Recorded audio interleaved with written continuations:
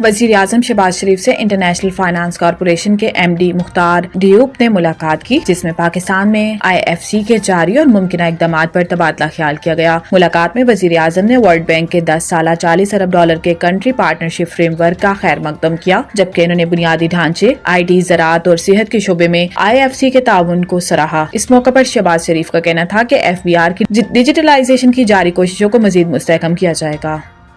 FBR صرف tax وصولی کرے گا۔ حکومت نے پالیسی سازی کے اہم اختیارات واپس لے لیے۔ وفاقی کابینہ نے وزارت خزانہ میں ٹیکس پالیسی آفس قائم کر دیا، جس کا نوٹیفیکیشن بھی جاری کر دیا گیا۔ نوٹیفیکیشن کے مطابق ٹیکس پالیسی سازی اور ٹیکس وصولی کو الگ الگ کر دیا گیا ہے۔ FBR صرف ٹیکس وصولی کے کام تک محدود رہے گا۔ FBR ریونیو بڑھانے کے لیے صرف ٹیکس تجاویز پر عمل درآمد پر توجہ دے گا۔ نوٹیفیکیشن کے مطابق ٹیکس پالیسی آفس براہ راست وزیر خزانہ اور ریونیو کو رپورٹ کرے گا۔ ٹیکس پالیسی آفس حکومتی اصلاحاتی ایجنڈا بنانے پر کام کرے گا۔ ٹیکس پالیسی آفس ٹیکس پالیسیوں اور تجاویز کا تجزیہ کرے گا۔ نوٹیفیکیشن میں کہا گیا ہے کہ data modelling, revenue economic forecasting کے ذریعے ٹیکس پالیسیوں اور تجاویز کا تجزیہ ہوگا۔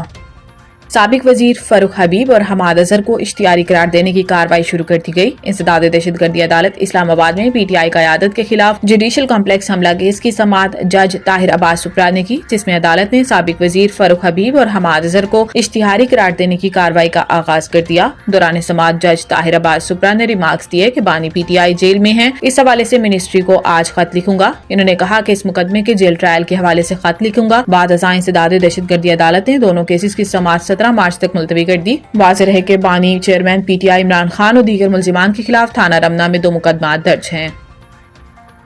بین الاقوامی مالیاتی فنڈ IMF کا تجزیاتی مشن پاکستان کا دورہ مکمل کرنے کے بعد واپس روانہ ہو گیا۔ اس دورے کے دوران مشن نے گورننس اور کرپشن سے متعلق تشخیصی جائزہ مکمل کر لیا ہے۔ اس کی ایک تفصیلی رپورٹ جولائی میں جاری کی جائے گی۔ تفصیلات کے مطابق پاکستان میں قیام کے دوران بین الاقوامی مالیاتی فنڈ IMF کے وفد نے چیف جسٹس سمیت 19 مختلف وزارتوں اور محکموں کے حکام سے ملاقاتیں کی۔ وفد نے مالیاتی گورننس، بینکنگ سیکٹر، انسداد بدعنوانی اور منی لانڈرنگ کے خلاف اقدامات کا بھی جائزہ لیا۔ اس کے علاوہ قانون کی حکمرانی اور دہشت گردی کا مالی معاونت روکنے سے متعلق نظام پر بھی بات چیت کی گئی۔ وفد نے کابینہ ڈویژن کے سیکرٹری کی سربراہی میں مختلف وزارتوں کے سیکرٹریز سے ملاقات کی، جس میں وزارت خزانہ، اقتصادی امور، تجارت، نجکاری اور دیگر محکموں کے نمائندے شریک تھے۔ اس دوران کابینہ ڈویژن نے گورننس اور احتساب کے عمل کو مزید مؤثر بنانے کے لیے کیے گئے اقدامات سے آگاہ کیا۔